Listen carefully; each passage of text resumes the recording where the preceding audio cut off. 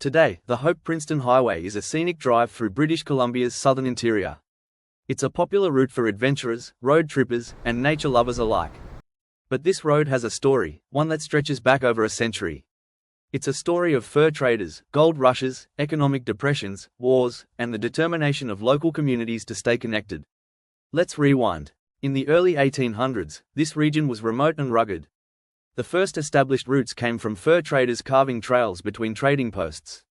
By 1811, three major companies, Hudson Bay, Northwest Company, and Astor Pacific Fur Company, were battling for control of fur-rich territory. Along the Columbia River and northward through the Okanogan and Similkameen valleys, a vital trade corridor took shape, built by the rival routes of the three companies. In time, these same trails would become the roads we travel today. By 1858, the discovery of gold in the Similkameen and Rock Creek brought miners flooding into the area. Governor James Douglas responded quickly, commissioning engineers to improve trails, build roads, and establish a more permanent connection through the region.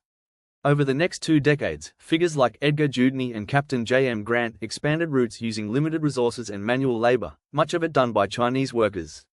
But progress was slow, and roads remained temporary and seasonal. When cars started hitting the roads in the early 1900s, everything changed.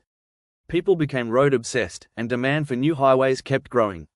By 1911, the province had surveyed a highway from Hope to Princeton, part of an ambitious plan to connect the southern interior with Vancouver.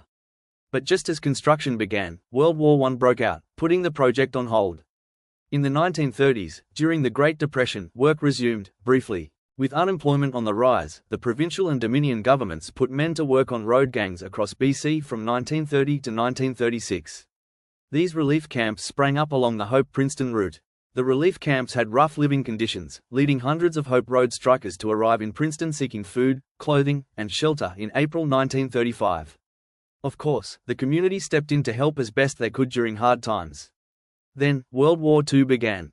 Once again, construction halted. After Japan entered the war, Japanese Canadians, many of them interned, were assigned to work camps along the proposed highway. They cleared land, dug roadbeds, and pushed through some of the toughest terrain. Despite their efforts, progress was slow. Machinery was scarce, and the work was grueling.